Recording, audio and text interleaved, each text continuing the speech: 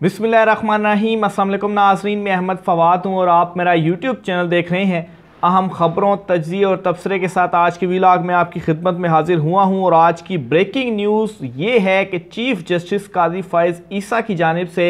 एक हंगामी मुलाकात की गई है वकला से, और इस मुलाकात में कुछ अहम इशूज़ के ऊपर डिस्कशन हुई है। अंदरूनी कहानी एक तो आज के व्लॉग में आपके सामने रखूंगा, और दूसरे नंबर पर नाज़रीन इस मुलाकात के बाद एक अहम फैसला चीफ जस्टिस काज़ी फ़ाइज़ ईसा की जानिब से जारी किया गया है, जो कि बहुत से हलकों के लिए एक बड़ा अपसेट था। और बहुत से हलकों ने, जिन्होंने चीफ जस्टिस काज़ी फ़ाइज़ ईसा से कुछ उम्मीदें वाबस्ता कर रखी थी, उनके लिए ये बड़ा अपसेट था। क्या फ़ैसला चीफ जस्टिस काज़ी फ़ाइज़ ईसा की जानिब से दिया गया है, इस पर भी कुछ अहम तफसीलात आपके साथ में शेयर करूँगा। इमरान खान जो कि इस वक्त अटक जेल में हैं, उनकी भी आज एक अहम जो दरख्वास्त है वो मंजूर हुई है। ये दरख्वास्त क्या है? इमरान खान साहब, बल्कि एक नहीं दो दरख्वास्तें थी जो कि इमरान खान साहब की मंजूर हुई हैं। इस पर भी कुछ तफसीलात हैं, वो भी आज के व्लॉग में आपके सामने रखूँगा। और आखिर में नाजरीन, जो इस वक्त मामला चल रहा है मरियम नवाज़, शहबाज और नवाज़ शरीफ। मरियम नवाज़ ने तो आज का उनका था टिकट, लंदन जाना था। शहबाज शरीफ अचानक पाकिस्तान आए और फिर अचानक से ही वो लंदन रवाना हुए। शहबाज शरीफ अचानक से एंटी एस्टेब्लिशमेंट क्यों हो गए हैं, इसमें क्या माजरा है, अंदरूनी कहानी, इस हवाले से भी कुछ तफसीलात हैं, वो भी आज के व्लॉग में आपके सामने रखूँगा। सबसे पहले तो नाज़रीन सुप्रीम कोर्ट ऑफ पाकिस्तान की जानिब बढ़ूँगा, और चीफ जस्टिस काज़ी फ़ाइज़ ईसा के हवाले से एक बड़ी ख़बर है वो आपके साथ में शेयर करूँगा। एक बड़ा अहम जो फ़ैसला है वो चीफ जस्टिस काज़ी फ़ाइज़ ईसा की जानिब से जारी किया गया है। और बुनियादी तौर पर practice and procedure act case, जिसकी फुल कोर्ट ने समाअत की थी सोमवार वाले दिन, इस समाअत का तहरीरी हुक्मनामा जारी किया गया है। और इस तहरीरी हुक्मनामे के बाद जो एक एजेंडा सेटिंग या एक प्रोपेगेंडा किया गया था कि practice and procedure act act पर जो हुक्म इम्तना है वो बेंचेस की तश्कील की हद तक उसे खारिज कर दिया गया है। हालांकि उस दिन भी मैंने ये रिपोर्ट किया था, मैं वहाँ पर मौजूद था, और मैंने ये कहा था कि हुक्म इम्तना जो है वो इस एक्ट के ऊपर बरकरार है। यानी कि साबिक चीफ जस्टिस उमर अता बंदयाल की सरबराही में जो 8 रुकनी बेंच ने इस एक्ट के ऊपर हुक्म इम्तना दिया था, इस हुक्म इम्तना को, इस स्टे को वापस बहाल नहीं किया गया। और तहरीरी हुक्मनामा जो जारी किया गया है उसमें कहीं पर भी ये जिक्र नहीं है कि आया ये जो हुक्म इम्तना है वो इसको जो है वो वापस बहाल किया जाता है। अब नाज़रीन यहाँ पर मामला ये हुआ है कि चीफ जस्टिस काज़ी फ़ाइज़ ईसा, जिन्होंने तकरीबन 5 महीने तक चैम्बर वर्क किया और केसेस उन्होंने नहीं सुने, और उनका जो एक स्टैंडिंग थी वो ये थी कि इस एक्ट के बाद, हालांकि हुक्म इम्तना भी सुप्रीम कोर्ट के लार्जर बेंच ने जारी कर दिया था, लेकिन उसके बावजूद उनका मानना ये था कि बेंचेस की तश्कील चीफ जस्टिस का इख्तियार नहीं है। वो 3 जजेस पर मुश्तमिल जो कमेटी होगी वो बेंचेस की तश्कील करेगी। लेकिन अब क्या हुआ, उस दिन तो चीफ जस्टिस काज़ी फ़ाइज़ ईसा ने ये कहा भी था ओपन कोर्ट में कि साथी जो 2 जजेस हैं, सीनियर सरदार तारिक और जस्टिस इजाज़ुल एहसन और जस्टिस सरदार तारिक, इनसे मुशावरत के बाद वो बेंचेस को आगे बढ़ाएंगे। लेकिन अब उनसे मुशावरत से मतलब ये हुआ कि उनकी असल में उन्होंने इजाज़त दे दी है कि ठीक है काजी साहब, आप जो है वो बेंचेस की तश्कील करें। और फिर उसके बाद इस हफ्ते के जो बेंच हैं वो तश्कील हुए, और इस पूरे हफ्ते की जो कास्ट लिस्ट थी वो जारी हुई। यानी कि चीफ जस्टिस काज़ी फ़ाइज़ ईसा के पास अभी भी वो तमाम तर इख्तियारात, बेंच बनाना और फिर उसके बाद अज़ खुद नोटिस लेने का जो इख्तियार है वो उनके पास मौजूद है, और वो इसको इस्तेमाल भी कर सकते हैं, और साथ ही साथ उन्होंने किया भी है। और इस हफ्ते की कास्ट लिस्ट और जो बेंचेस हैं वो उन्होंने खुद ही बनाए हैं। तो एक तो जो, और फिर जब फुल कोर्ट बना था और उस दिन बहुत सारे इवन के वेबसाइट्स की जानिब से ये खबर लगाई गई थी कि बेंचेस के तश्कील देने के इख्तियार पर हुक्म इम्तना जो था उसको ख़त्म कर दिया गया है, लेकिन ऐसा नहीं है। और ये जो तहरीरी फ़ैसला जारी हुआ है इसमें मामला क्लियर भी हो चुका है। और इस तहरीरी हुक्मनामे में मज़ीद ये कहा गया है जी कि प्रैक्टिस एंड प्रोसीजर एक्ट जो है वो अभी तक ज़ेर समाअत है, यानी कि 3 अक्टूबर को उस पर समाअत होगी। और इसके अलावा 2 सीनियर जजेस से बेंचेस की तश्कील पर जो मुशावरत है वो करेंगे। और दरख्वास्त गुजारों और अटारनी जनरल के दलाइल सुने। अटारनी जनरल ने कहा कि उन्होंने एक अहम केस में बयाना जाना है और अटारनी जनरल ने जजिस के सवालात के जवाब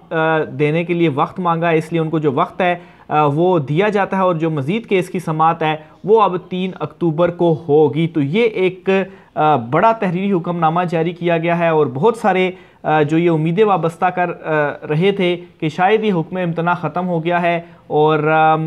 जो है वो उनके लिए एक बड़ा अपसेट है जो कि चीफ जस्टिस काजी फ़ाइज़ ईसा ने ये तहरीरी हुक्मनामा जारी करने के बाद उनको किया है। इसके साथ ही चीफ जस्टिस काजी फ़ाइज़ ईसा साहब की वुकला तंजीमों से अहम मुलाकात हुई है। वुकला तंजीमों के सरबराहान से, एक तो पाकिस्तान बार और सुप्रीम कोर्ट बार जो है, इन दोनों के सरबराहान से कल अहम मुलाकात की है और इस मुलाकात में बेसिकली बेंचेस की तश्कील और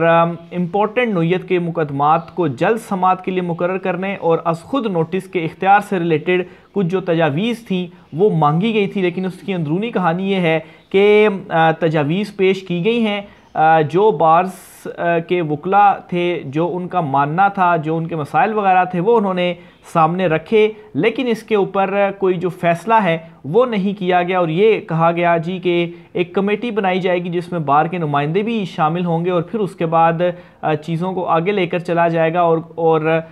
कुछ जो स्टेप्स हैं वो उठाए जाएंगे, लेकिन तजावीज़ के ऊपर कोई जो हामी है वो नहीं भरी गई। ख़ास तौर पर ये जो 3 तजावीज़ मैंने आपके सामने रखी हैं। फिर इसके अलावा एक और बड़ा दिलचस्प वाक़या भी हुआ इस मुलाकात के दौरान और फैज़ाबाद धरना केस के हवाले से था और एक वकील साहब ने इस मुलाकात में चीफ जस्टिस काजी फ़ाइज़ ईसा से ये कहा कि फैज़ाबाद धरना केस अमल दरामद के मामले के ऊपर आप कोई जो स्टेप है वो कब उठाएंगे। तो जिस पर चीफ जस्टिस काजी फ़ाइज़ ईसा ने कहा कि अगर मैं इस हवाले से कुछ नहीं करता तो क्या आप धरना दे देंगे। तो वकील साहब ने उनसे दोबारा मुखातिब होते हुए ये कहा कि जी बिल्कुल, अगर आप इस हवाले से अमल दरामद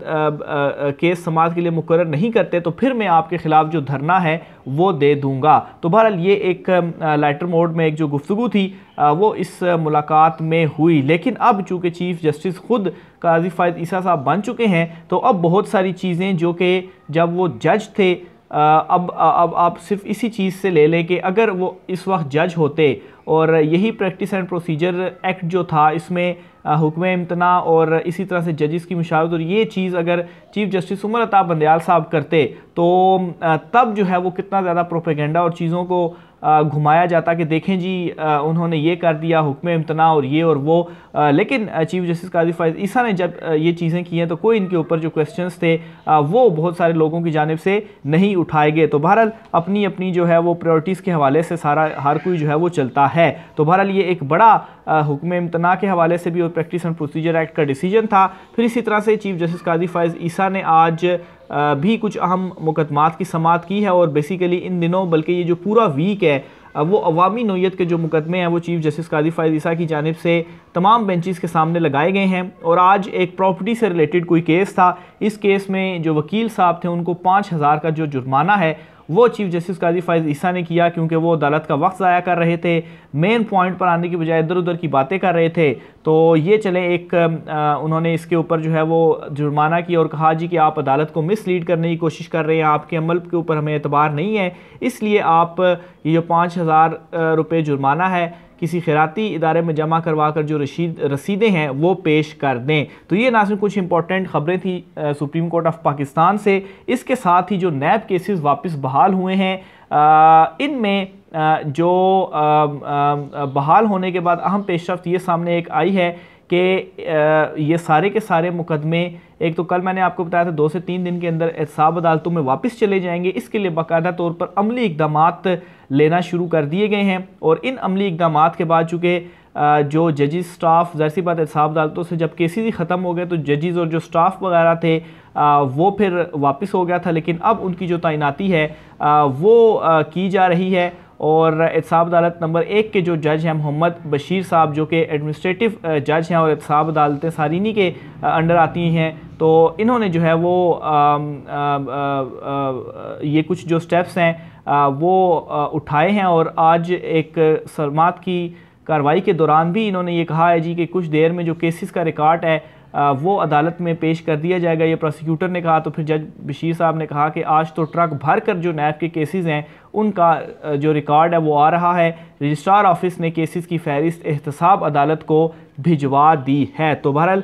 ये जो मामला था, इस मामले के ऊपर भी जो कुछ अहम अमली इकदाम हैं वो उठाए जा चुके हैं। आगे चलते हुए नाज़रीन, इमरान खान साहब की 2 अहम दरख्वास्तें मंजूर होने का आज क्या मामला है, इस पर भी आपके साथ कुछ चीज़ें मैं शेयर करता चलूँ। तो बेसिकली ऑफिशियल सीक्रेट एक्ट अदालत में एक दरख्वास्त इमरान खान साहब की जानिब से दायर की गई और ये जो दरख्वास्त थी वो इमरान खान साहब ने अपनी लीगल टीम और डॉक्टर से मुलाकात करने के लिए दायर की थी। और इस दरख्वास्त में जो है वो इमरान खान ने अटॉर्नी के ज़रिए वकील लतीफ़ खोसा,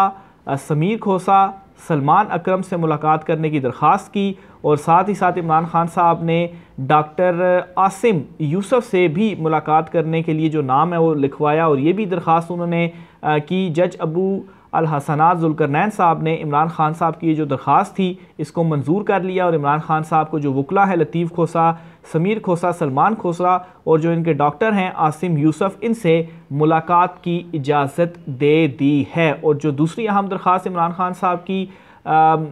मंजूर हुई है वो बुनियादी तौर पर इमरान खान साहब के ख़िलाफ़ जो थाना कुराल में मुकदमा दर्ज था, इसमें एक दरख्वास्त इमरान खान साहब की जानिब से जो है वो दी गई और ये जो दरख्वास्त थी और जो इसमें वकील थे नईम पंजोता साहब, उनकी जानिब से दी गई और